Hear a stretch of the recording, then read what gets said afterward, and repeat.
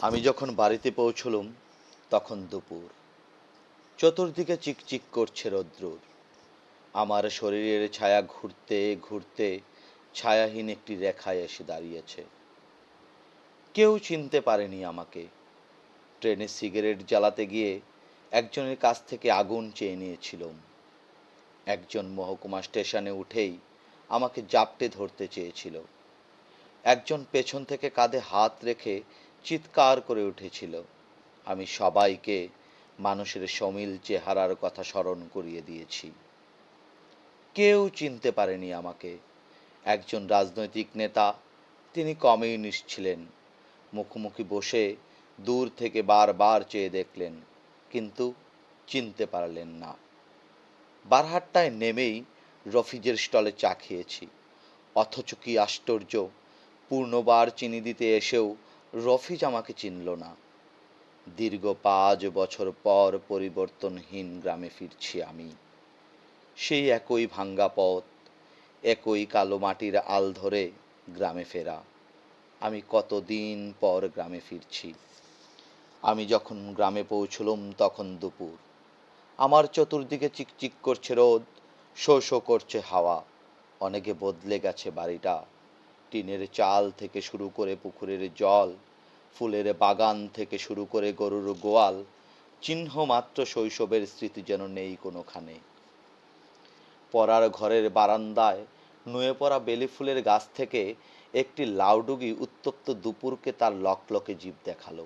স্বতঃস্ফূর্ত মুখের দাড়ির মতো বাড়িটির চতুর্দিকে ঘাস, জঙ্গল, গর্ত, আগাছার গাঢ় বন গড়ে উঠেছে অনাহাসে।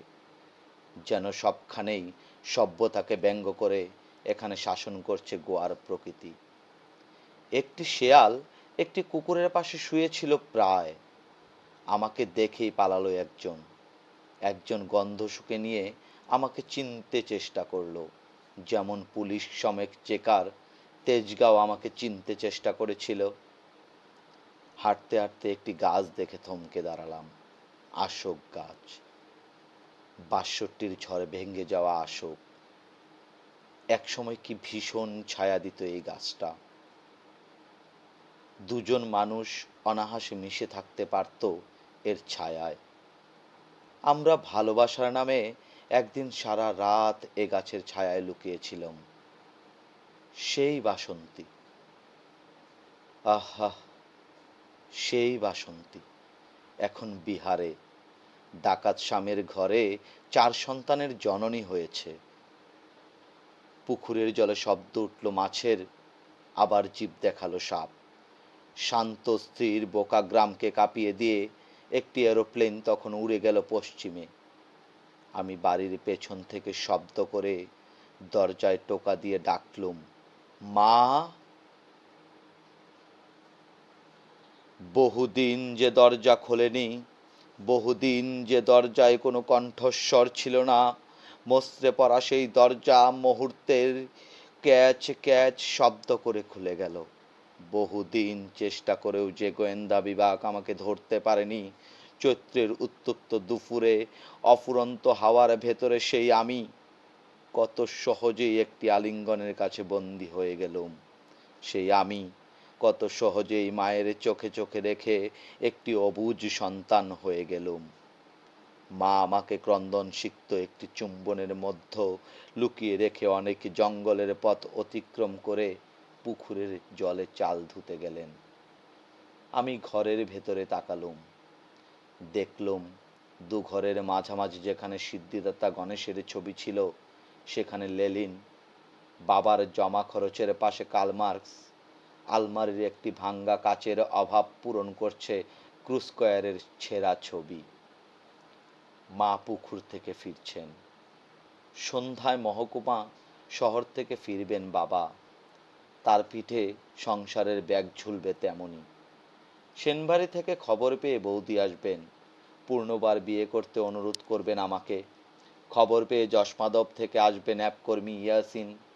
3 মাইল বৃষ্টির পথ হেঁটে রসুলপুর থেকে আসবে আদিত্য। রাত্রে মারাত্মক অস্ত্র হাতে নিয়ে আমতলা থেকে আসবে আব্বাস। ওরা প্রত্যেকেই জিজ্ঞেস করবে ঢাকার খবর। আমাদের ভবিষ্যৎ কি? আয়ুব খান এখন কোথায়? শেখ মুজিব কি ভুল করেছেন? আমার নামে কতদিন আর এরকম হুলিয়া ঝুলবে? আমি কিছুই বলবো না।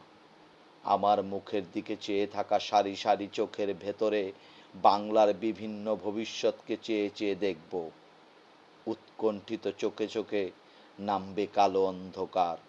আমি চিৎকার করে কণ্ঠ থেকে অক্ষম বাসনার জ্বালা মুছে নিয়ে বলবো, আমি এসবের কিছুই জানি না, আমি এসবের কিছুই বুঝি না।